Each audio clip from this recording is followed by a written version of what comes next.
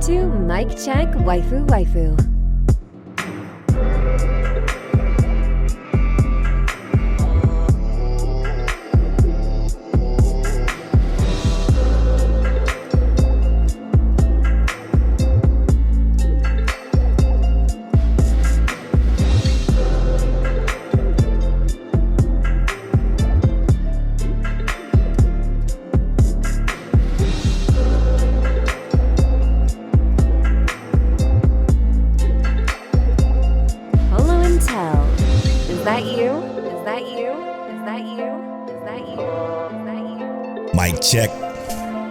Mic check, waifu. Teliano, is that you? 212 Polo, what's up? This is episode 212 of Mic Check Waifu. As always, it's brought to you by Lube Complex and Don't Talk Shop. It's also brought to you by Patreon, patreon.com/Mic Check Waifu.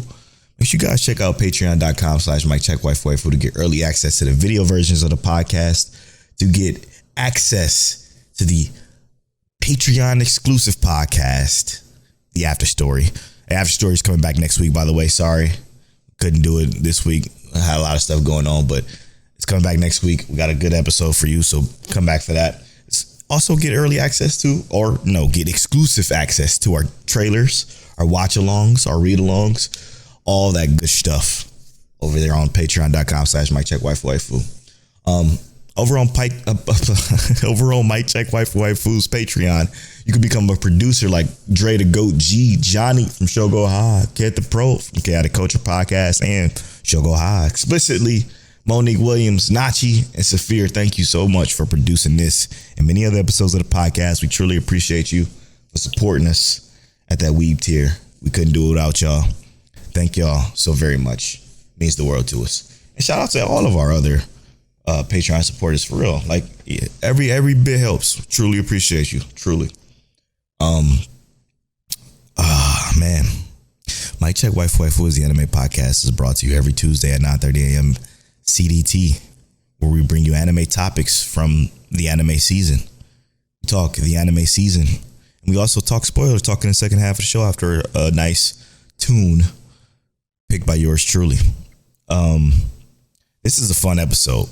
Now, this is a fun episode for me is because this is where we get to talk about our cuts and maybe even some pickups. You never know.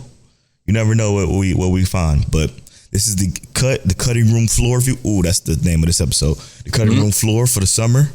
Most people spend 3 episodes watching stuff before they decide to drop it. So we got some input from y'all over on twitter.com/Mic Check Waifu. We're going to share that too. But before we get into all that main topic, I want to know how my brother feeling tonight. Man, I'm good, bro. I'm real good. Like you already know, I told Polo before the restarted recording, I've been up since 3:30. But hear me out. I am not a good sleeper. Never have been. And I'm not quite sure I ever will be. But here we are.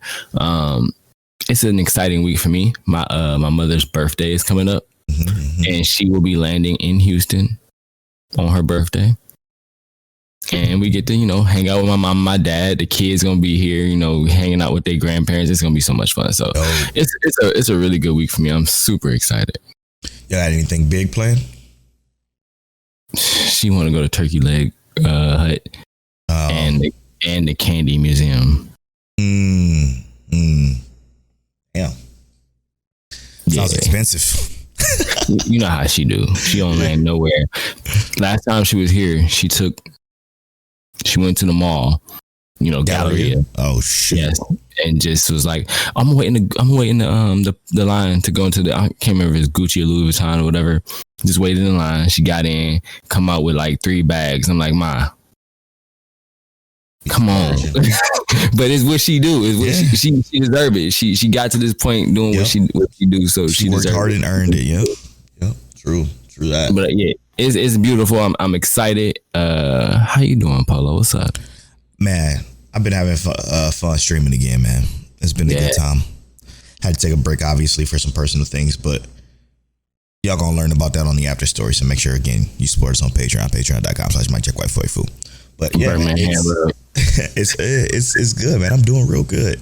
I feel good. I feel a lot better. I'm still exhausted, obviously, but being exhausted is a good thing for me. I just want to get back in the gym, man. I really do want to get back in the gym. Yeah. Now, especially since now I got a bigger one with probably more equipment. So I'm gonna check that out, and I'm gonna show you what it looked like. How's your working out been going for you though? Like any updates for you on the personal side? I'm back up to like 180. I still fluctuate. Because you're bulking, right? Yeah. Squat is going up. I want to hit 200 before the end of the year. But I know that. Yeah. Slide it this way. But getting past that like 185 threshold has always been difficult for me, brother. Yeah.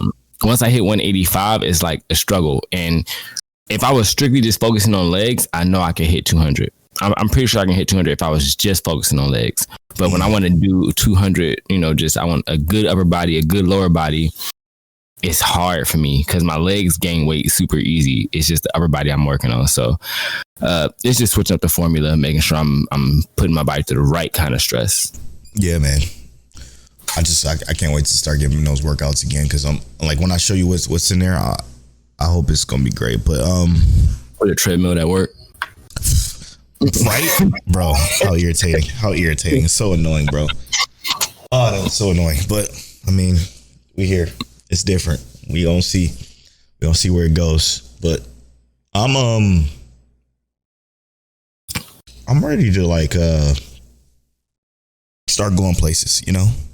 Yeah. And by going places, I mean like stepping out and visiting our friends. Our other podcast friends and bringing them on. Speaking of bringing them on, talked to Rob J the other day, or what was it, last week, I think? He's like, man, listen,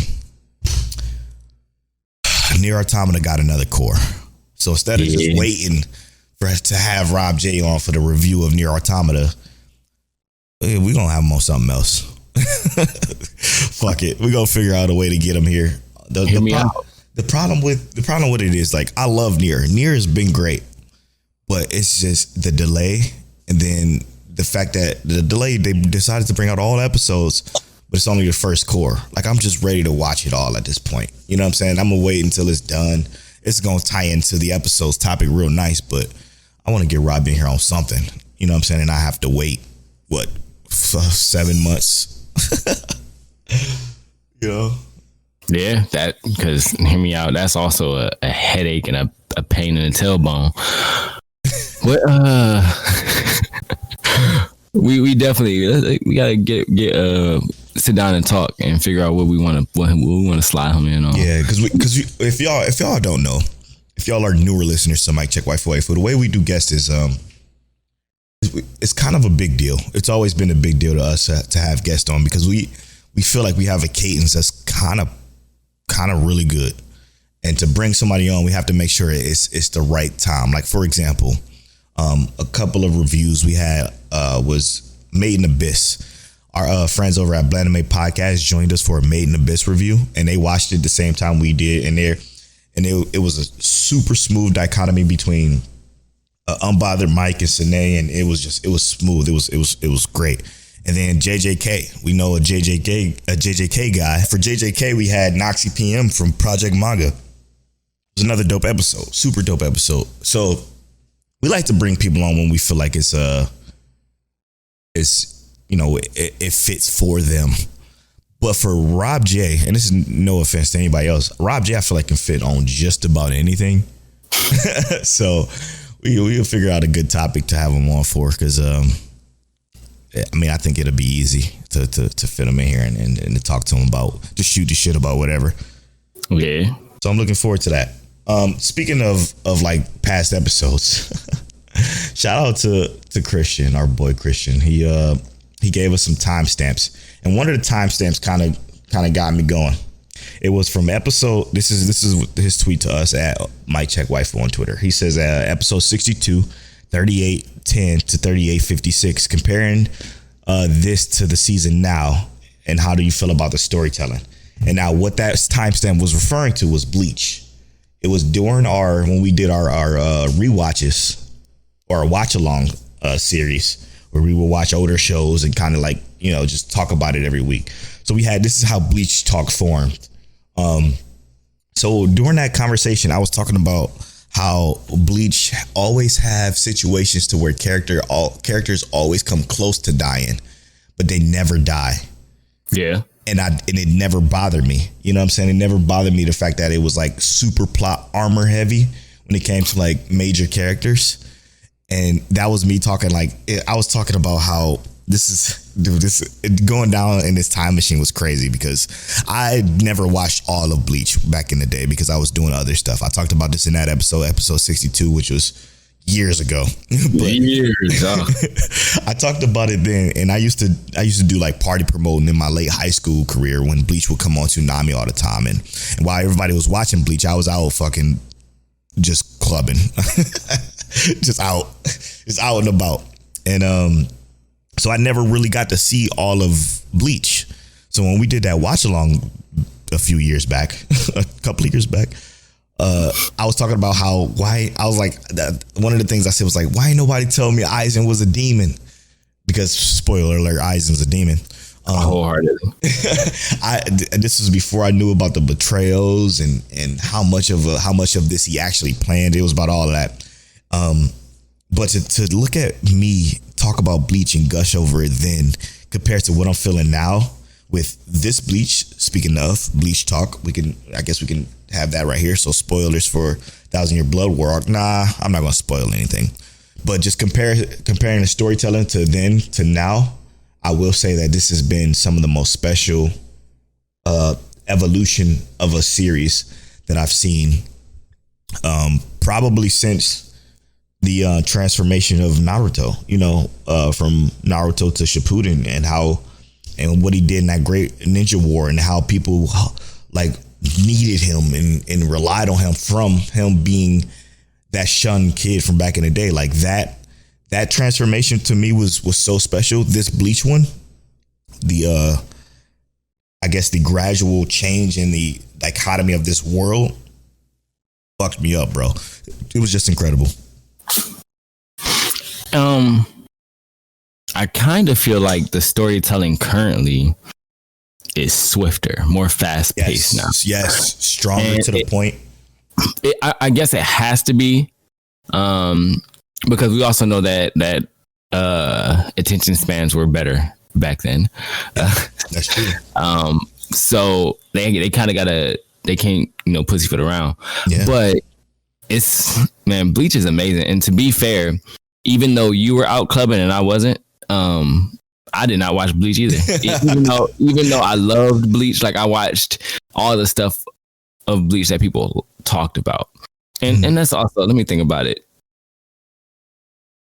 No, I think I did watch. I watched a decent amount of Bleach. You watched at least up until that point where that timestamp was, at least.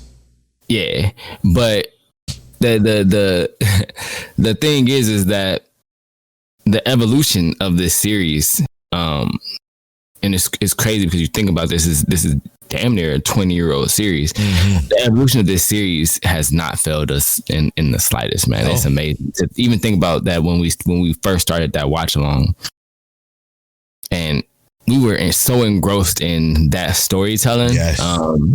Bar some of the lesser points, even some of the filler didn't have the best parts, but when you talk about the actual story itself, bruh, so good, man.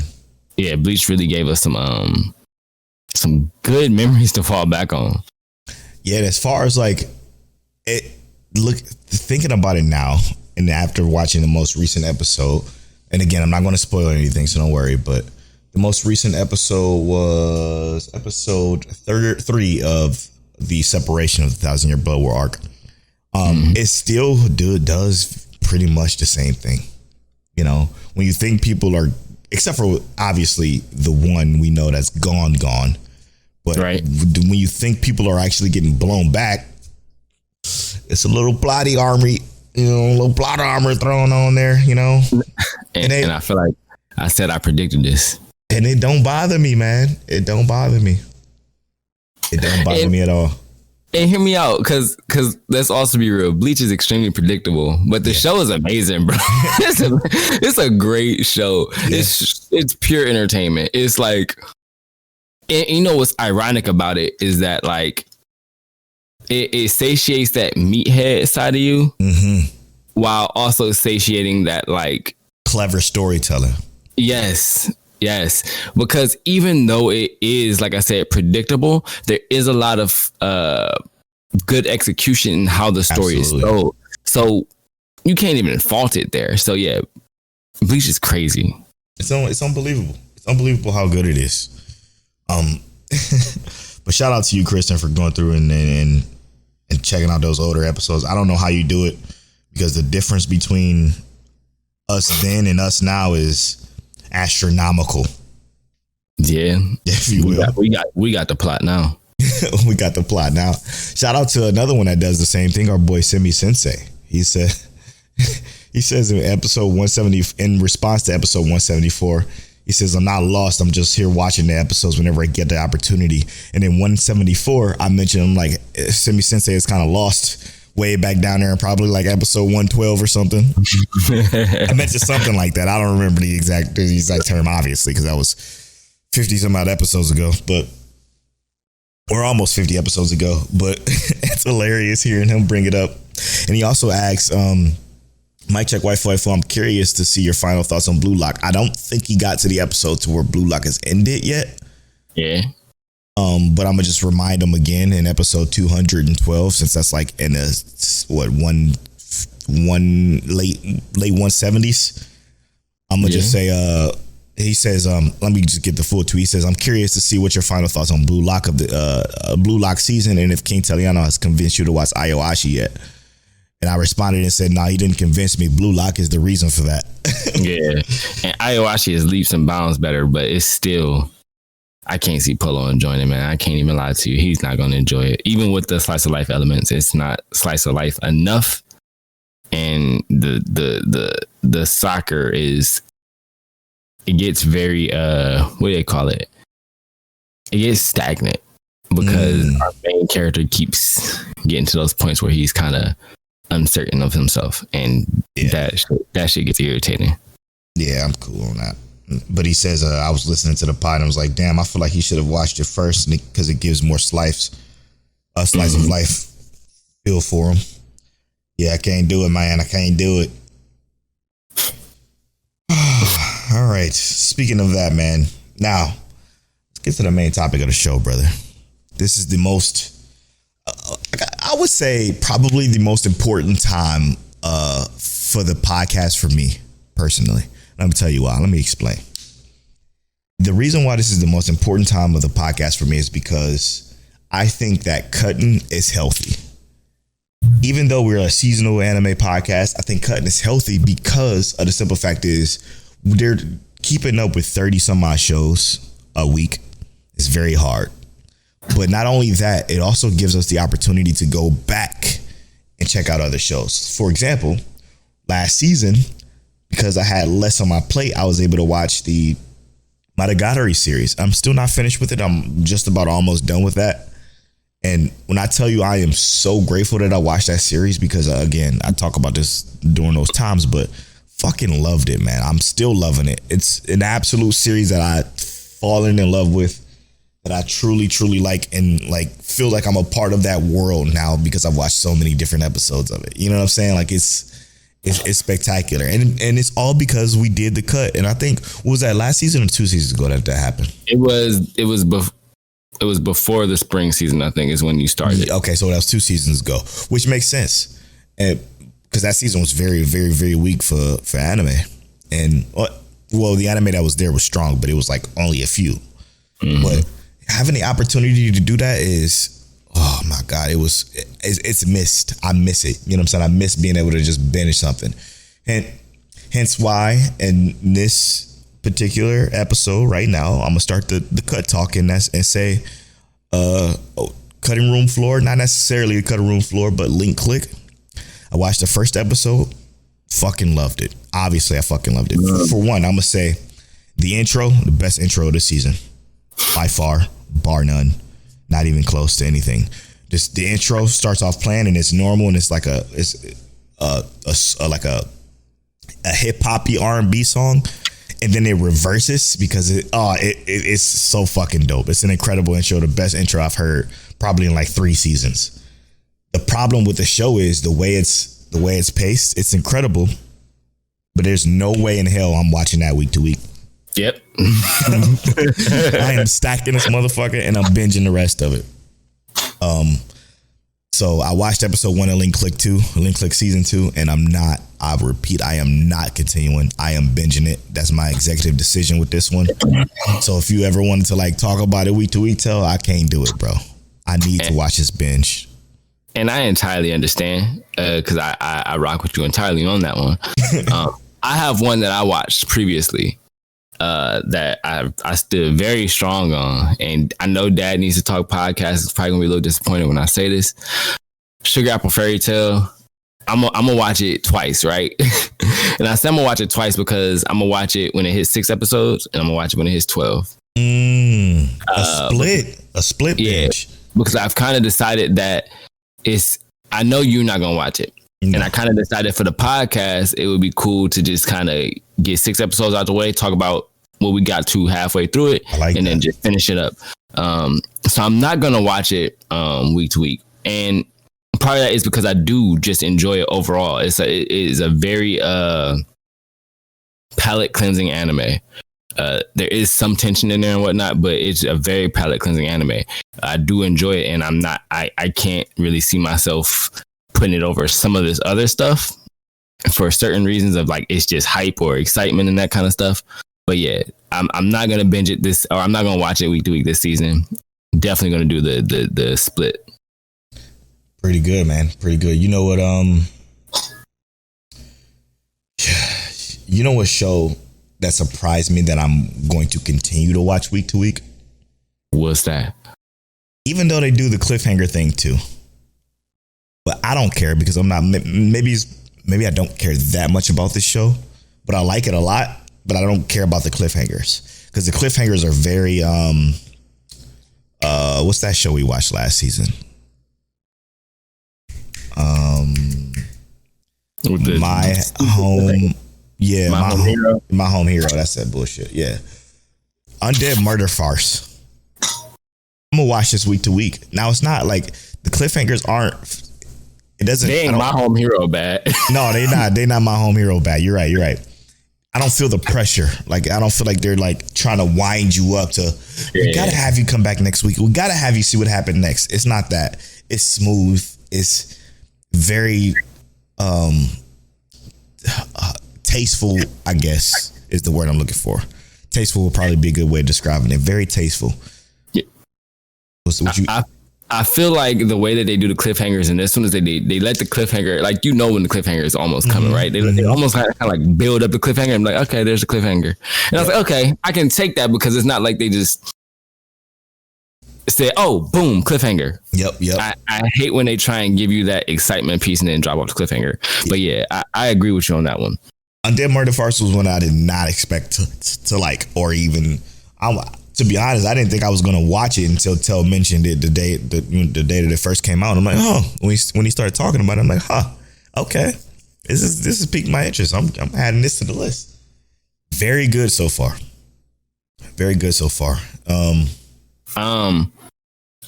one that I know that I am gonna keep, that I know is kind of out there. I did see that. I think Rob J said it's not for him, but I'm a horror person. I love horror stuff, anime, that kind of stuff. So Dark Gathering, I'm gonna keep with it.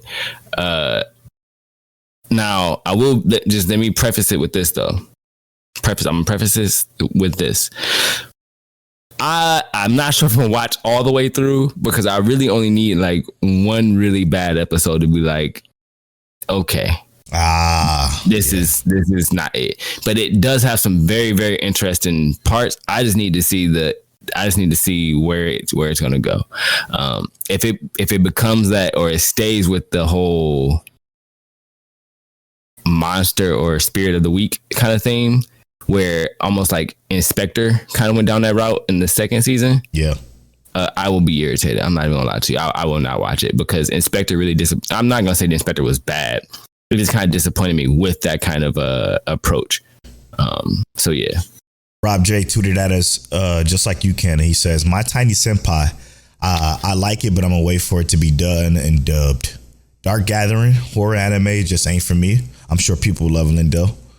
And he says, "My unique skill makes me OP. Shit is cheeks." I'm even disappointed that I said I'm even more disappointed because it's a simul dub. Yeah. So to piggyback off of that, my unique skill, I'm kind of forcing myself through it because it's dubbed. It's kind of easy to just watch it because it's dubbed. I mean. But it's ass. It's real bad. It started off the first episode really good. Every episode after that, complete garbage. And it's the execution. And I'm thinking the same exact thing, bro. It's because I can just turn it on and not pay attention. And I'm not even gonna lie to you. I haven't watched it dub at all. And not because I didn't want to watch the dub. I haven't watched it dub because I knew I wouldn't pay attention if I turned it on dub. I'm gonna walk away if it's on dub, bro. And I did that like 4 times. So I've had to have it on in the subs, and even so, I still just feel like, why am I watching this carrot eating rabbit? Ugh. And why does she keep popping up? It's so annoying. Terrible animations, terrible through line. I mean the only thing that's unique about it, pun intended, I guess, is the fact that his unique skill makes him overpowered. And it could be so cool. It could be so cool. But it's like conceptually it's there. Execution wise, it's not. And hear me out. I'm not even trying to like dote on this show too much. Even the stuff they revealed in the latest episode, I was like, yo, that makes so much sense. That could be so cool. And then everything else about the episode was like garbage. It was like, garbage. Why am I still watching this? Yeah. You know what was funny? And this goes to Rob J again, but I picked this up after we recorded our summer preview episode. Rob J tweeted at me after I already picked it up. He was like, "Yo, you seen this ecchi comedy anime, Tenparu?" I'm like, "Yeah, oh yeah." I added that to the list after we just done recording. I started watching it. The start of it was like, I don't know about this one. I watched the second episode. I'm like, okay, I'm kind of like into this weirdly. And in the third episode, I'm like, okay, this is actually pretty good. And it's nothing spectacular, right? It's not going to blow your socks off with a story. I find it comedically entertaining. I'm not laughing out loud. I'm not knee slapping laughing, but I'm like, I can watch this. And when I'm watching it, the episode just flies by. I don't even feel like I'm spending 24 minutes watching it, or in my case, because I skipped the intros, 17 minutes watching it. You know what I'm saying? Like it just kind of comes and goes, and I'm enjoying it. I'm enjoying it a lot, which is weird, which I didn't think I would, to be honest. So there is an anime I have kind of on the fence right now. Uh-oh. I think I know what it is. And you might. It's a slice of life, though. Yep, I think I know what it is. But it's on the fence, and it's only because I hate the male main character. The girl main character is actually pretty okay. Don't bother me in the slightest. It's the male main character who I kind of hate. But it is the girl I like forgot her glasses. I knew you was about to say it. I swear to God, I knew it. I wish I could prove to the world that I knew this already. I believe you. I wholeheartedly believe you because I hope that you feel the way I do. No. That's cool. I'm the opposite, actually. You like, okay, yeah. The main character is fine to me. It's the girl that forgot her glasses that's been pissing me off. Because like, how you do that every day? Enough is enough, bro. I get it, yo. Enough I hate that too. And that's part of it too. I'm not even gonna lie to you. It's what I like about her is her actual like everything outside of her forgetting her glasses. Yeah. Everything outside of her forgetting her glasses is dope. Yeah, she's sweet. Just constantly forgetting her glasses. Yep. But the main character, I get it. Yeah, he's a kid with a crush, man. These are middle schoolers. I feel like I wouldn't I don't know, bro. Maybe it's just me. I know I wouldn't like that middle school, but hear me out. There was a girl that made me nervous like that. Shout out to Heather. I'll say it. I'll expose myself. Heather used to make me like that, and we still cool to this day. She's a fucking homie. But okay. I wasn't fumbling like he was. He's fumbling. No, you weren't. He's fumbling a whole hell of a lot. But don't let Polo twist y'all into believing that he was out here fumbling and twisting up on his words. He ain't never. Listen. Not never. But yes. She gave me fumbling on his words now, but not then. I'm trying to think of how I could say this. She gave me that feeling that he kind of internalizes, with his inner monologue, that bubbly fucking feeling like, oh, I don't want to say anything to fuck this up, or I don't want to fuck this up. And while again, I was a lot smoother with my execution than he is. That's for damn sure. I mean, this kid this kid is probably never had. This is probably his first crush ever. You know what I'm saying? So I'm a little bit more understanding of his situation. It's just the girl forgetting her glasses. I'm like, come on, there's no fucking way. Day? There's no way. Twice a day. There's no way, right? So she got contact lenses? She got contact lenses and everything. I'm like, yo, if this is going to be the whole gimmick, I'm kind of getting tired. I even tweeted that. I'm like, and funny enough, Heather responded to it. Because I said I'm tired of this girl forgetting her glasses. But yeah, no, she came to school with her glasses on her forehead. The whole time, bro. Whole time. I'm like, come on, man. It's enough, man. I just want them to progress. And it's probably because I've been spoiled lately. We got spoiled last season heavy, bro. Man. And the season before that, because Angel Next Door spoiled me rotten. And that's like that's 2 seasons of good male and female MCs. 3 straight seasons? Yeah. Because we had more married couple but not lovers. Yep. Oh my gosh. And he had some of these tendencies, but again, he was older though. So I guess that's the difference. Like this kid is a middle schooler. The guy is senior year high school. Mm-hmm. So, but it was also less fumbly. So that too. Yeah. It's still some fumbles, but not as fumbly because it was a little bit more mature. Fucking look, listen. It's a decent show. Obviously our sleepers are our sleepers. We can't cut those even if we wanted to. We have to watch them through and through. But I was about to say I'm not disappointed in mine, and I know I'm not disappointed in yours either. So yeah, I was only disappointed in mine because my episode ain't come out this week. I know, I was salty. Your sleeper, fucking gold, bruh. Hitting on all cylinders, huh? Crazy good, man. It's so good.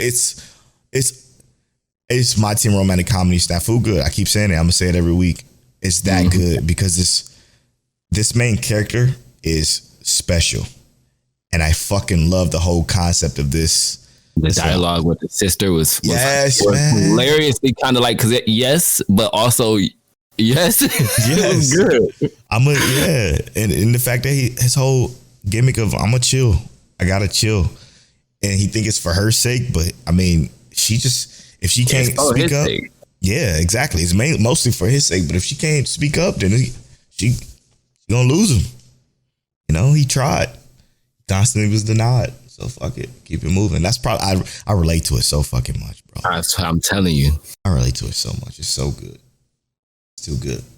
All right, let's get into some cuts, man.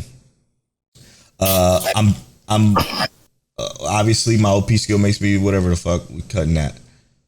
I am cutting. I'm cutting Jujutsu Kaisen. Yeah, Cap. Oh my god, what a fucking episode! That was so good. Let me go to Twitter real quick because Crystal Light got one that I want to speak on. Let me see hers real quick. Crystal Light says Ayaka. Yeah, we definitely dropped that. And then she says my tiny senpai got cut off my list for this season, which is interesting because that show got so much better. It's actually really, really good now. Really adorable, nice, wholesome, but it's nothing you ain't never seen before. You know what I mean? It's definitely not new. Oh, hey, we got another tweet from somebody we ain't hear from in a long time. TK does nothing. Shout out to you, TK. TK says Ayaka, obviously, because that show fucking stinks. Great cleric, Sweet Reincarnation, big disappointment. And he says, My Happy Marriage, because somebody spoiled it for him. That's fucked up. Wow. That hurts. Yeah, Ayaka was garbage. Absolute trash. I was cut off instantly. Helk, I haven't seen anybody say they watched Helk, but I also cut that off before I can even finish the first episode. The Great Cleric, drop that joint. Oh, yeah, you did. I literally just dropped it because I was like, oh, yeah, that's one I want to talk about. Yeah, drop that immediately. I forgot about that one. It's a waste of breath. Let's go to Huey. Huey TJ. Shout out to Huey TJ. What's up, man? How you doing? He says, Vending Machine. I gave it one episode. Not impressed. Yeah. No, don't ever do that. Well, tell is. But I'm going to watch it for a very specific purpose. Yeah. Don't waste your time on that. Like tell is. Because he has a reason. It's not a very good reason, but it's a reason. What's the reason? Because I watched Reincarnated as a Sword, so now I got to compare a sword versus a vending machine. Oh, I might make a Patreon exclusive video on that. Yo, do a whole report on that. That'd be fire. We need that. Oh man, that's the kind of content we need. All right, let's go to our boy TCB _ NYC. He says, I'm someone who tends to drop shows unless it's really bad, even for my taste, or complete nothingness. As for the shows I want to check out, after the fact, Masterful Cat is depressed. I'm hearing being the better Gohan show this season, so I might check it out. That last sentence is hard to read because the Gohans is the studio. So the way it's inputted into that sentence fucked me up. But I'm cool. I definitely ain't touching my depressed. And there's probably because we watch so much TCB, but I cannot force myself to watch show that I even feel remotely is a waste of my time. I can't do it. It's got to be a purpose somewhere. Yep. Like for example, Rent a Girlfriend. While I absolutely hate that main character, probably more than any main character. This season the internet's going to hate me because the internet hates this show. This season has been so much better. Probably because he's like mostly not in it. I mean, he's in it, but not as much. And what he's doing is more structured. So it's not him, again, fumbling. It's been a good season so far, and I'm enjoying it. I'm enjoying every last second of it. I know the internet hates Rent a Girlfriend. It has like a 4.3 on Crunchyroll. The overall rating on AniList is a 69%. Nice. But I like it and I enjoy it. What about you? I'm here for Rent a Girlfriend. I don't even care. Yeah. I don't even care. I'm not giving it a 60 nothing. Yeah, same. I enjoy it. And I don't know if it's because it's like all over the place, but it's something about. So the previous seasons obviously were all over the place, but this season, the direction, it's just so much better. So I feel like if you got through the first two and you get here, you will be appreciative of what we have now. 100%. Classroom for Heroes, I like a lot. I like it a fucking lot. I can't say that I don't. I know it's not for everybody. This is one for some reason. Something about this show. I like the characters. I don't know what it is, man, but I enjoy it. I'm not sure yet, but yes, there's stuff I like about it, but something, it just seems a little off to me. But yes, maybe it's just a budget. It seems low budget. Yes, I was just about to say that. But there's elements about it that aren't bad. You know what I mean? Yeah. So I think it's okay. I'm just not 100%. I'm not 100% like pulled in yet, but it's not bad by any means. The world is non-existent, but the characters are carrying the show to me personally. Like, because that's the show. Yeah, literally the show is the characters. Everything, the world and everything around it. Like, what the fuck is even happening is not even remotely interesting, but the characters are for some reason. That's how I feel about it. But I watch it every week. I watch it, and again, as I'm watching it, what I look for when I'm watching a show is how many times I'm picking up my phone or pausing it to walk away. That's kind of how I gauge my feeling on the show. If I'm pausing it, like My Home Hero, it took me so long to watch one episode of that fucking show, dude. I would just pause it. I would go in my bedroom. I would lay on the bed for like 2 seconds. I'm like, oh shit, I was watching an anime. Let me get up and go finish this. And then I would get on Twitter and start scrolling. I'm like, oh fuck, I'm supposed to be watching the show. I got to rewind it again. When that happens for me, I can't. That's when I know I should drop it. My Home Hero I had to see out through the end for some reason. I don't know why I did that to myself, but yeah, that's kind of how I gauge it. I probably should have said that at the start of the show, but whatever. The Gene of AI one, okay, so the way I watch it is, obviously, for those of you that don't know, I go to AniList.co, I click the show, and then I click the link, and it takes me right to the episode that I'm supposed to watch, or the show that I'm supposed to watch. Are people having a hard time watching it? No. I keep clicking on the Gene of AI, and I'm not watching it. I'm like, I don't feel like this right now. Let me see if there's something else. You know what I'm saying? Like, I don't know what it is about it. I don't think it's bad. Yeah. I can't go inside. I go inside the profile of it, and I can't click the Crunchyroll link to take me to Crunchyroll to watch it. I'm like, I don't want to watch this right now. Let me go to something else. And I will go to something else. And I just don't know why. I can tell you exactly what it is. So when I was watching it, it said events are true to near future, right? Based on near future possibilities or whatever. Mm-hmm. I think the issue with it is that it's almost entirely too serious. I'm not sure, but it's almost entirely too serious. Like, everything about it seems melancholy and sad. Yeah. Like, okay. Like, yes, the future is supposed to be like this thing, but everybody already scared of AI as it is. In this, you get this, and it's like, it's too serious. Yeah, it's you just touched on a point that like kind of like put the last piece of the puzzle in for me. I think that's what it is, because I think when we had that topic, let me go to what our boy, Father of Vash, aka Dad Needs to Talk podcast, Rob said, because I do think it's something we should touch on. That was in the wrong tab. I hate Twitter. Or X, or whatever the fuck is about to be called. Don't even worry about all that. Yeah, exactly. Ain't none of our business at this point. Ain't none of our business. Follow us on Threads at Mike Check Waifu. Where is it? Where are you, Dad Needs to Talk podcast? Our notifications go stupid. Oh, I know how to get. Okay. So we mentioned that the last week's episode was mostly about the the backup situation within that show, and then how kind of serious it felt. You know what I mean? Yeah. And sorry again for the episode being all messed up. I don't know what the hell happened during the editing process to where that. Okay, well, maybe I can't because Twitter is broken.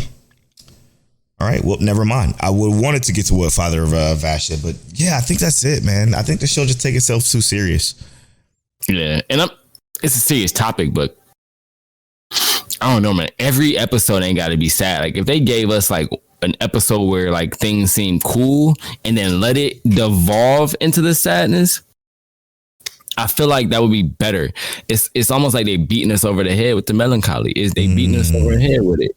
And we ain't even that far into the anime. So I'm going to get to episode 12 and be like, yo, should I just like turn the anime on and just expect to be like depressed?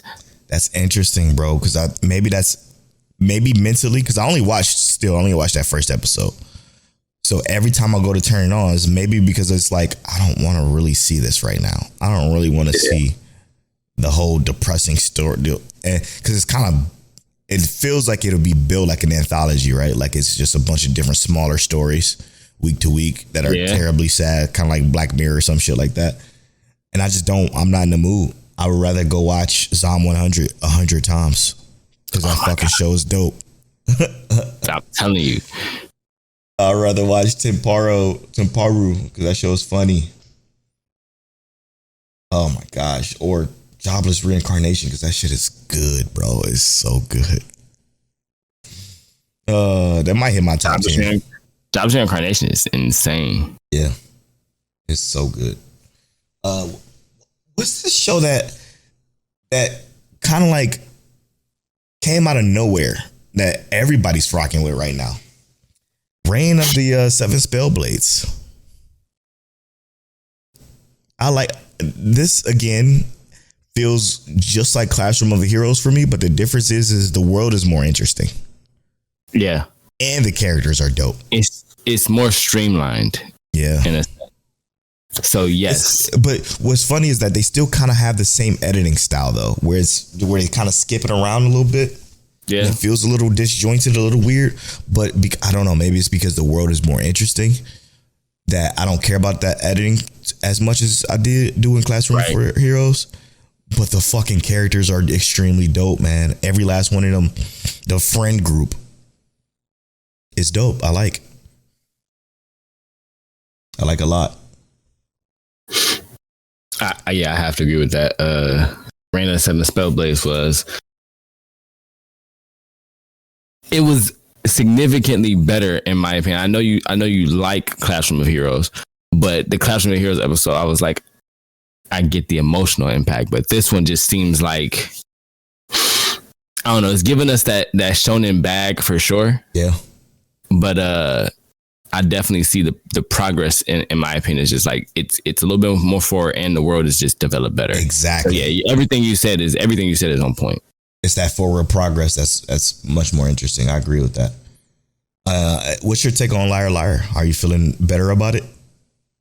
No. That's interesting. I'm not gonna lie to you. I don't like Liar Liar. I'm gonna watch it. I'm gonna watch it. It's to me, it's just like, but it's not. So it's not, and I'm not saying as in like it's bad, because I don't actually think the show is bad, right? And I know that sounds weird, right? I just don't like it. I don't like it. I don't think the show is bad. It's just not my show, but I'm gonna watch it because I do want to see what happens. This motherfucker's been captivating, bro. It's a lot of dialogue though. I will warn people, if you pick up Liar Liar, that shit, it's a lot of dialogue. And if you miss a couple of lines, you're gonna miss an entire plot point. Cause that shit gets Bro crazy. Been lying the whole time, obviously. It's literally there. But I feel like it's going to be, it's everybody lying. It's not one person. It's the entire island lying. That's the fact. But what I did like is the explanation on him and the stars this time. And the goals with that, I was like, yes, let's see where it goes. Let's see how you use this. And a mutually benefit of using each other. It's fucking sick, man. It's a dope show. It's a really, really dope show. Again, you just have to watch because it's a lot that you can miss. Without trying to spoil anything, when he had that one battle on this most recent episode, and he's like, "Ooh, she was tough." I'm like, "Stop lying." I was like, yo, stop lying, bro. Yo, I don't want to hear that. I don't believe you. I don't believe nothing you say. I don't think that she was tough. I think that he said it was tough. Yeah. From running away from everybody. But I'm like, bro is lying. I don't believe you. No, it's a good show. It's actually a really good show. I think people should check it out. It's divulging into something way bigger than it might. You know what I think is going to happen? It might get too big to where it unravels itself. You know what I'm saying? Because again, like I said, it's a lot of fucking dialogue. It's too much to the point where, like I said, if you miss a line, you miss a whole hell of a lot. Because right now there's an inner plot within the inner plot within the inner plot, and it's like, oh shit. It also does that thing that all of these kind of like anime do, where it's like you'll see all the people talking in the background and they run all that dialogue, and then they'll run their dialogue parallel to that, and then they'll run more dialogue at the top. So it's like 3 layers of dialogue you're trying to read. And although I can keep up, I don't expect that everybody can keep up, because let's be real, if they run 3 lines of dialogue, I'm missing at least 2 words, bro. Yeah. Let's be real. Ain't nobody that good. Yeah. Unless you are, in which case, hey, more power to you. But yeah, the show is actually, like I said, I don't think it's a bad show. It's just not my show. Yeah. Very interesting. I can't wait to see where it goes though, for sure. Sure. I mean, and that's pretty much it. Outside of like Bleach being fantastic, we talked about that at the start. I haven't continued watching the Masamune-kun Revenge season 2 yet because I still need to rewatch season 1. But I'm actually okay with that one being dubbed and done, or done and dubbed, as Rob J calls it. Mm-hmm. Because to be able to watch season 1 and then just binge it right into season 2 would be fucking fire. And clearing up this list might make me eligible to do that, you know? Yeah, looking at the stuff, and I didn't drop anything specifically until we got here because I wanted to look at my list dwindle down while we got here. Yeah. Before we started, I had over 20 here. Now I'm looking at what's that? 16 anime. 15, 16. And it's only 16 because the one thing you haven't started watching yet that I started watching was The Devil is a Part-Timer season 2, part 2. And that's actually, it's been pretty fucking good. It's been better than so much better, bro. So much. I don't know what they changed, but it's there. It's finally progression into some shit that's like, oh, but that's why? what they changed. Yeah, exactly. So it's like, oh shit, okay, all right, I'm here for it. So I'm looking forward to that too. But so, yeah, we chopped it down, both down to 15. I think that's a good place to be. Maybe we can even add it. I don't know. 15 is still a lot, so I might not be able to add another show to this, but I like it, man. I like it. All right, let's take this quick break, and when we come back, we're going to spoil JJK, Jobless Reincarnation, and let's do The Dreaming Boy is a Realist this time, man. Let's do it. Let's do it. We'll be right back. What happened? I said we're gonna talk about what, like Zom 102? You want to bring 3 or just the 2? No, I said Jobless Reincarnation, JJK, and Dreaming Boy is a Realist. Perfect. Got you. My bad. We'll be right back after these.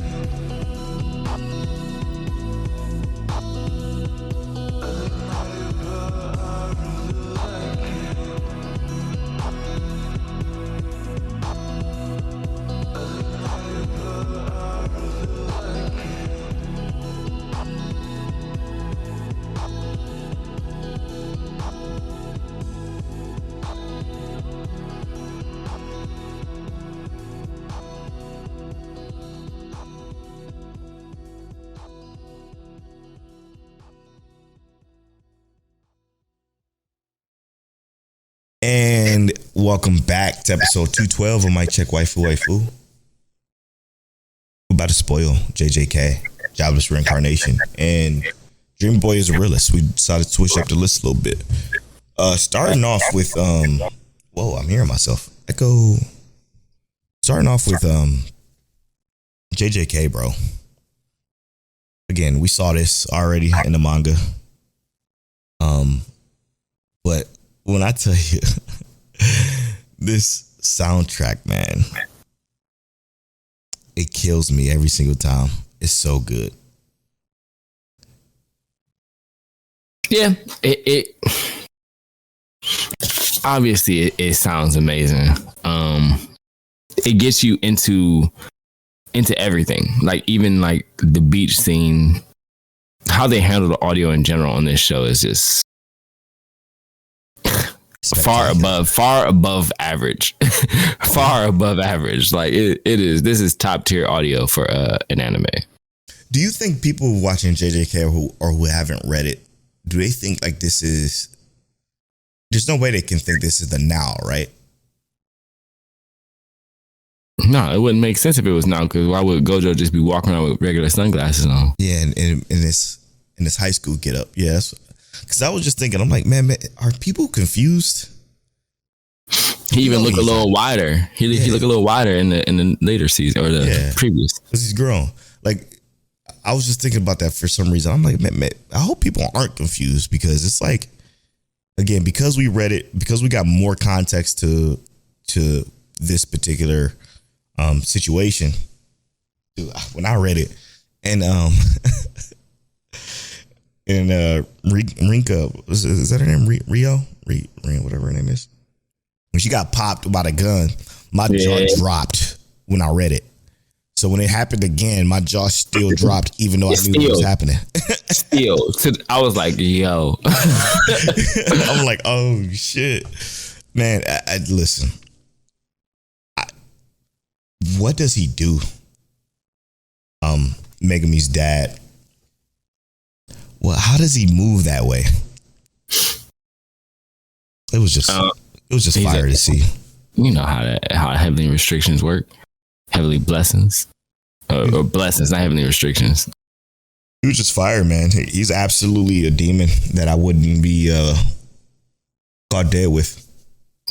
Around, yeah, exactly. I don't need to be on the same continent as motherfucker. He is something else. He was on Aizen level demon time when it came to like planning how he was gonna approach Gojo, with having him keep his 6 eyes up for however long it was, and then waiting to that one moment for him to drop it in order to do some damage to Gojo. Mm-hmm. And he did a lot of damage to Gojo. And like we said, obviously we know this is the past, so we know that Gojo is still around. But he had to get humbled. He had to get humbled. Yep. And let me tell you, that was humbling. That was something else. And to see it animated was like, I was like, yeah. Yes.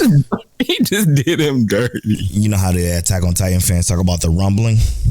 Yeah. This is the humbling. The humbling. Hey, that's a bar. This is the humbling for Gojo, man. Because like you said, this was absolutely necessary for him that cockiness to know that, listen, you gotta move right in this world, or you're gonna get got. You're gonna get fucked up. Mm-hmm. And it technically really only made Gojo better, but sheesh. Yeah. It took that, bro. Yep. But it took that for them to know that. And if you, never mind. I'm tripping. I was about to go to Shibuya. But it's spectacular, man. It's what a beautiful fight between Gojo and Megumi's dad. I don't know his fucking name. What's his name? They don't have him, but what you gonna call him? Megumi's dad. Fushiguro. No, that's the last. Oh, it's Toji. It's Toji. Oh, Toji. Toji Fushiguro. Yeah, he's a demon, bro. Definitely a demon. Yeah, when they said Bill Diffie, he definitely that. Stop. For sure.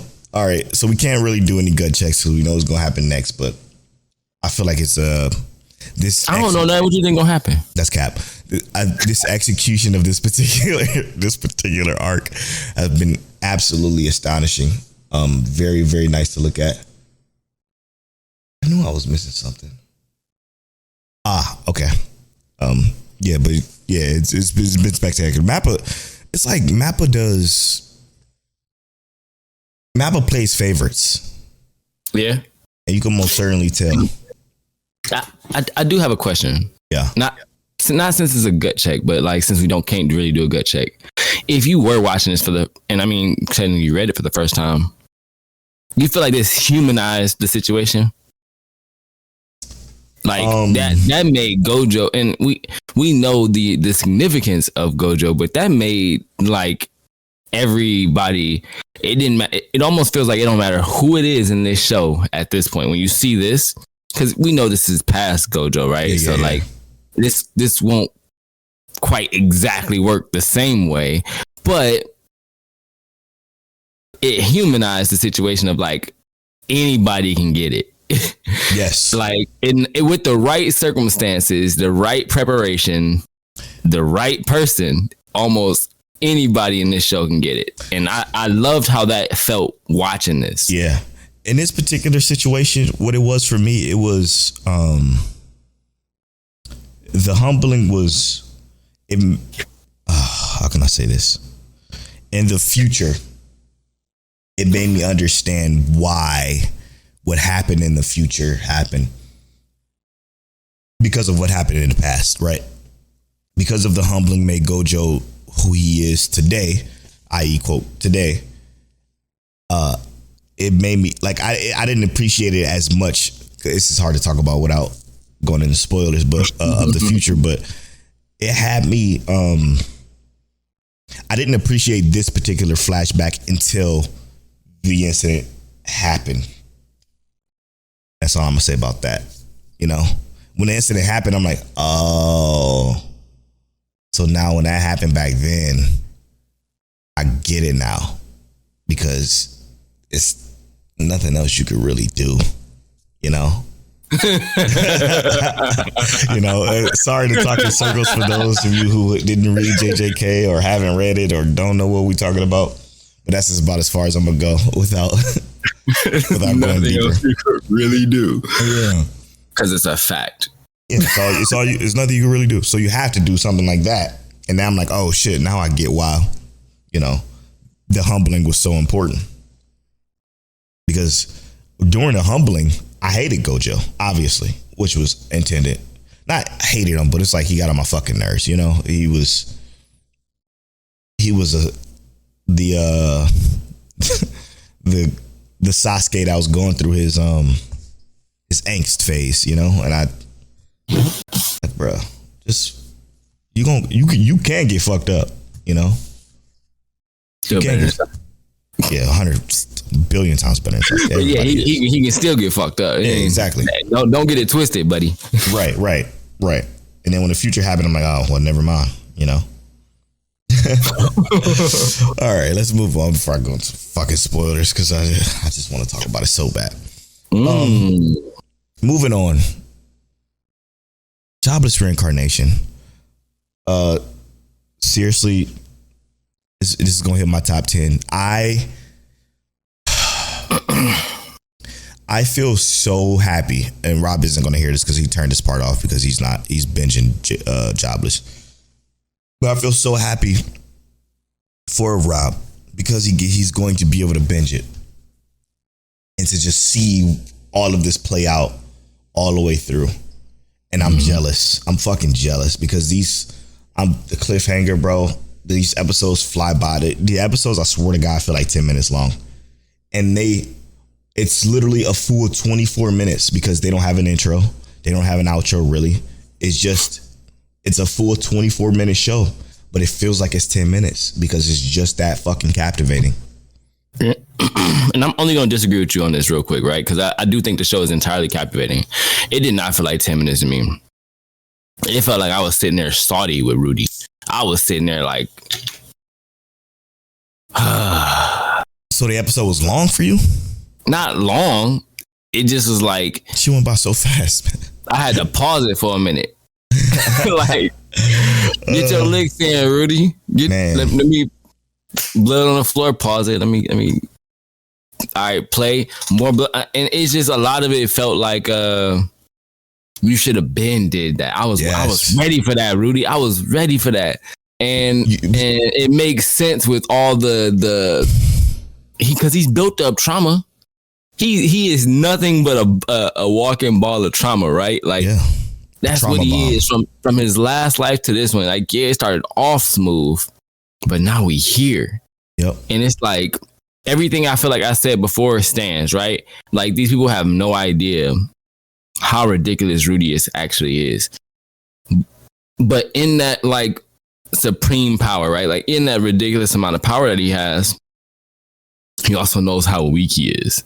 Yep. And all of that weakness, he realizes that, like, all his faults as well. Like, bro was mad cocky because he knew how strong he was. He knew how strong he was in comparison to regular people. Then he sees someone stronger than him, and now he's humbled, like Gojo, the humbling. He got humbled. Oh, I'm gonna change the name of this episode to the humbling. And then he gets to this point to where it feels like no matter what he does, he has to act this way so that nothing else leaves him. And even when it wasn't by choice, right? He got separated from everybody he cared about and loved, not on purpose, but by choice. Not by choice, but by accident. Mm-hmm. He's tired of that, bro.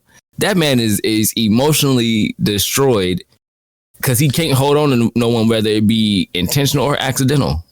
Yeah, and it's absolutely brilliant how they weave in the implications of his plan, right?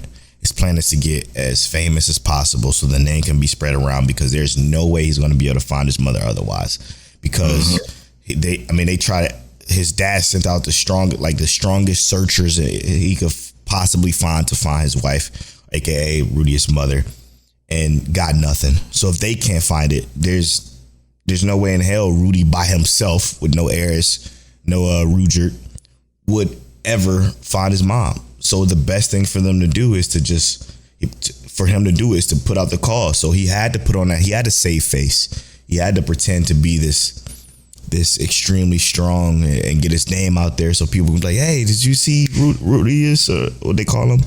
Quagmire Rudius. Yeah, he saved me. Blah blah blah." Just spread the name. And as we saw at the end of this episode, it worked, because that Thotty elf. The Dottie elf heard the stories, and now she's going to be able to find Rudy, which is going to be an interesting next episode. But for this episode, it was just his performance anxiety, obviously, when it came to the sex. Everything is completely understandable. I'm not going to say it's relatable, because I don't relate to none of the shit he's going through, because he, again, like you said, he's a walking trauma bomb. But everything he's going through, you completely understand it. And like, even getting it from a perspective of an actual woman, she's like, yeah, he's emotionally scared of women, because the last time he had intercourse, for the first time in his life, both lives, because he was a virgin in his previous life, for the first time in both of his lives, he had sex, and then when the first time he does it, they disappear, gone. So you got to think about this, since he was a 30-year-old virgin in his previous life, and now in 15, 16 years old, and he did it, and she disappeared on him, just left him. And the thing is that it's not even necessarily specifically that. I think a lot of what Rudius's issue is that he has no explanation. You know what I mean? So that's where I was going to go next. He got an explanation, but the explanation was extremely vague to the point where it wasn't an explanation at all.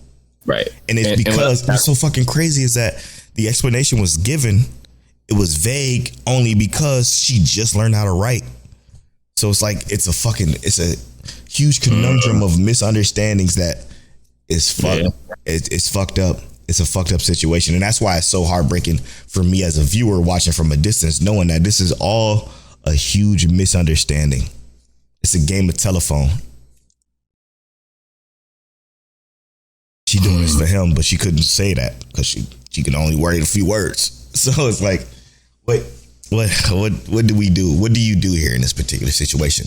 And then the whole Sarah situation, man. For one, that's another misunderstanding. Obviously, right. He was drunk, but she also didn't need to do what she say what she said. Because how fucking demoralizing and crushing is that? You know, like he clearly was distraught and stressed and upset about not being able to do it. And for you to say, yeah, I just did it out of obligation. I mean, I'd be petty too. And then to expect that, and yes, he is an adult technically, right? And to expect him to just know, like, look at you and expect or know that that's not really what you meant, you know? Right. You could tell that she seemed to actually be interested in him, right? Yeah. And it did kind of suck to even hear what he said at the end and her to try to kind of just hear it. But accidents happen. She said some hurtful things, and I think the issue more so is that, like, it's a bunch of misunderstandings and no one wants to clear this up. Yep. It's too messy to clear up, or just no one wants to clear it up. Yeah. Is it too messy to clear up? I know that's not a question you asked. That was a statement you said. But is it too messy to clean up? No, I was asking, is it too messy to clean up? Because I personally think that I'm a conversationalist. So I can clear it up. That's not what I meant. Now, whether you take it that way is up to you. All right, Rudy, it's cleared up for me. Who, me? The conversationalist, yeah. Oh yeah. Hey, look, I was drunk. And that's not exactly what I meant. I do like women with my wife's kind of body, but you know, you're Rudiest, bro. You're not Montel. I know. I'm joking, but you get what I'm saying though, and I understand that I have way more talking ability than a 30-year-old Rudiest who was locked in his home and then grew up as the way he did. So obviously, yes. But what I'm saying is that with his ability, no, he is not a great conversationalist for these kind of situations. When he gets into these things, he is quite literally a quagmire, which is obviously hilarious because he is a quagmire in more than one sense. Yeah. But he needs like if he was like his dad, he could talk. All he would do is talk, right? And that would help him understand how to get out of it. But he didn't develop that same sense. So the situation goes like this.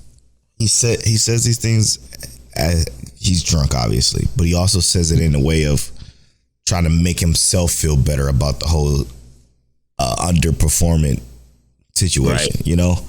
And again, totally makes sense from his perspective. But looking at the situation, I would feel like, and this is me being real, I would feel like it's unrepairable too. I'll be like, yo, let's get the fuck out of here then. You want to go? Yeah. Let's go. I mean, there's nothing else for me. She just slapped me.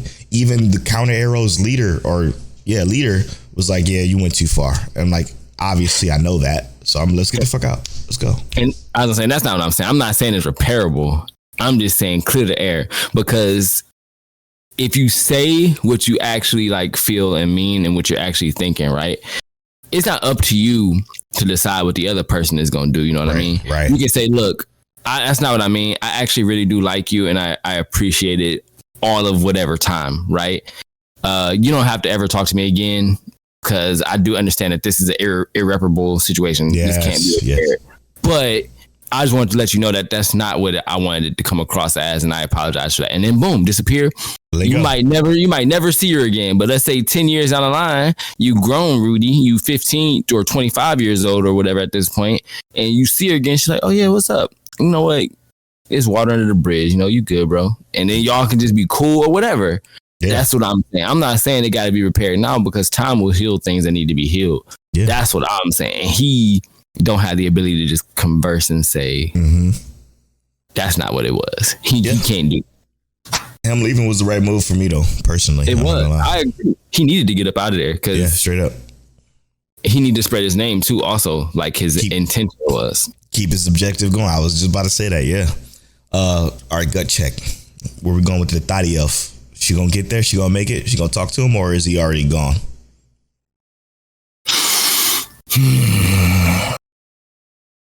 Because Thaddeus is in the party with Roxanne and the dwarf dude. I forget his name, but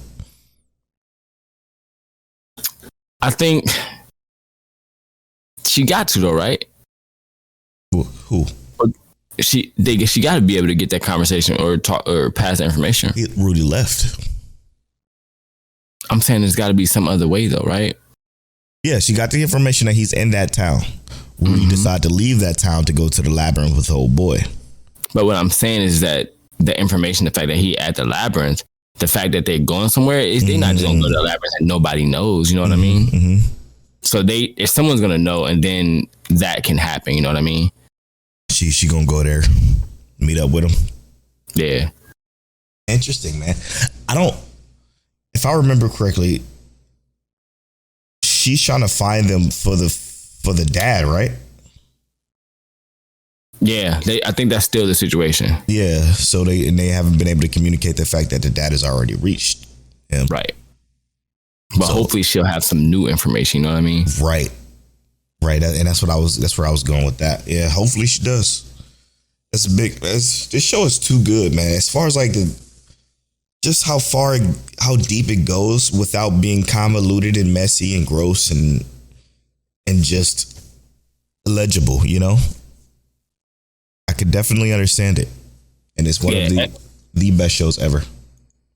Rudy has had some great character development in this episode, even though he has some horrible moments. Right. Great character development. I love the fact that they still have his okay, this is about to sound crazy, so let me rephrase this.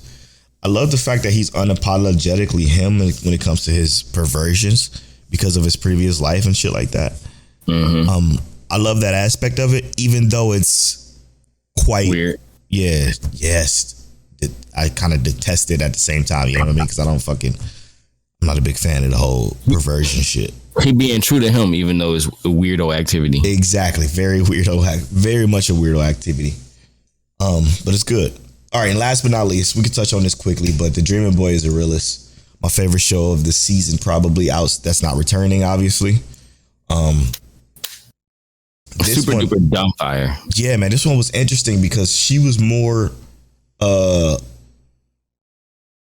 roles were more reversed in this episode than it's been in previous episodes. She's trying to figure out what the fuck is going on with him, but I don't understand, because she knew the deal that he was stalking her, he was confessing his love to her, and he was asking her out constantly while she rejected him. Why is she so confused now? So it's a crescendo, right? And by crescendo, I mean that every episode it's been progressively her getting more and more and more, okay, this is not getting cool with me, right? We even saw earlier when she was talking, or when he was talking to the other group of girls, that she did not like, right? So it's kind of like that crescendo where it's like welling up, right? Eventually it's gonna get to a point to where she can't play it off anymore. So that's kind of like how I'm perceiving it, right? Yeah. And she ain't even recognizing it because she's used to getting attention from old boy the entire time. She's used to getting attention, but now it's completely gone and devoid of her life. So now this attention that she was used to getting, everybody's still saying, where your boyfriend at? Where he at? And they're saying, and what makes it even more I guess kind of interesting to me is the fact that she knows why he is acting this way, but really no one else does. And some people do, but not everyone knows exactly why. Because the older sister didn't 100% know why his personality changed. Right. And his personality change isn't just to her; it is now apparently to everything that he thinks is unnecessary. Yeah, and the unnecessary part is just him himself. He feels like he's an NPC, So he's like, I couldn't get the girl of my dreams, and I've tried so hard. I'm just an NPC. So he looks down on himself like my boy does in My Teen Romantic Comedy Snafu, but everybody else around him sees wait a minute, this guy's actually super dope. Right. And that's what I like about this the most is his surroundings noticing who he really is, because he's not super glued to the hip of what's her name, Ayaka. So because he's not super glued to her, and him just being himself and being normal, everybody is starting to gravitate around him and starting to notice, like, wait, this guy's fucking awesome. Like, he's good at this, he's good at that, he's helping with this, he's helping with that. It's interesting. And they're noticing it better than he is. Yes. Oh yeah, he has no fucking clue. He even said in this episode, when he was asked by the student council president, how do you see yourself? I'm an ordinary guy. Yep. I forgot about Okay, that's it. Yeah, ordinary guy. And then even like, his sister says, say 10 things nice about me. Nothing. All right. Say something ordinary about me. Blam, bam, bam, blam. She rattling off the list. And it goes to show like that, yeah, that feeling could have been deeply rooted even before we got to this point. Exactly. But the reality is that, like, because it's so deeply rooted at this point, and then he also coupled that with the constant rejection. Yep. You know what I mean? Now, buddy, dude has no idea what he actually is perceived as by the world. And it's going to take a lot of time before people start saying, yo, you're really a cool guy. You're what's going on? Yep. Before he actually gets back to that point. Because yeah, he probably was a much more likable or extremely fun guy. People recognize all the great things about him back then. Yep. Even though his sister was just being a big sister. She was just being a big sister for real. Even though a lot of it was mean. Yeah. She was just being a big sister. But it's like everyone else could recognize, who he was. But now, because he is gone off that, all that unnecessary stuff is cut. The idea that, in his mind that he is just average at everything is hilariously wild, because he's not in any sense at this point. You know what I mean? He's being noticed by everybody. Yep. And he's helping so many people out without even realizing what he's doing. It's a captivating show, because it's like, I'm not rooting for her at all. It shouldn't be. I'm rooting for him to just move past it and just keep just kind of gliding away, even though everybody knows he still loves her, but he just gliding away from her and just moving like this. It's the opposite of what we wanted in My Team Romantic Comedy Staff. We wanted our guys to pick someone. This one, I don't want him to pick her. I don't want him to go back. I want him to pick somebody we don't know. Brand new, bro. Brand new. Somebody who sees him for him in an instant, Mm-hmm. And that's going to be, it's as mean as it sounds, but that'll be fire if he just hooks up with somebody else and it's just it. I wouldn't care at all. It's a wrap. And it's not that she's a bad person. She a bad person. No, she a bad person, bro. I agree, man. Hold on, man. No, she is actually a bad person, because there's no way you leave somebody on or you let somebody do that. And then all of a sudden, for so long. And all of a sudden you're like, okay, now that he stops, you're like, okay, but why'd you stop it? Don't stop. Keep going. So I can keep dragging you along like a fucking dog on a leash. Right. You just wanted attention to begin with, and now you're not getting it. Straight up. Well, and that's crazy, because now she's getting more attention and she's unhappy. Well, the thing is that everybody expected who she was getting attention from. So now her lifestyle didn't change, because now she's getting more attention than she wanted, but not from the source that she used to. She was used to a habit. She had a habit of attention from one person. And now, because that resource of attention for her has dissipated or disappeared, she's like, well, shit, I don't want all this attention. I want that. And maybe she sees all the attention he's getting now. I want that grass, not my burnt up grass over here. Yeah, now that she's seeing him getting attention, she's like, oh shit, that's mine. Don't do that. Get away from him. It's that kind of shit. It's possessive and narcissistic and just gross, bro. It's so good. This show's so good. But you know what, Tell, for real, I'm gonna be honest with you. I'm at Polo Born Fly on all social media. I'm at King Taliano on all social media. You can follow our social medias at Mike Check Waifu on Twitter and at Mike Check Waifu on Instagram, TikTok, and Threads. And as always, Mike check. That's crazy.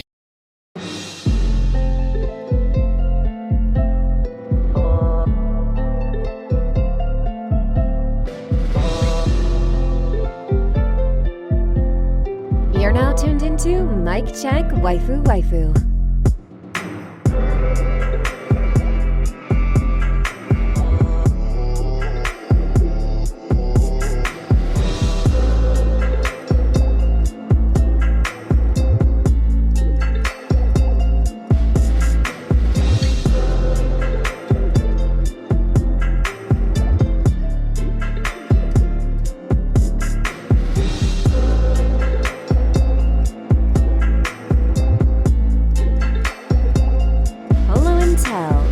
Is that you? Is that you?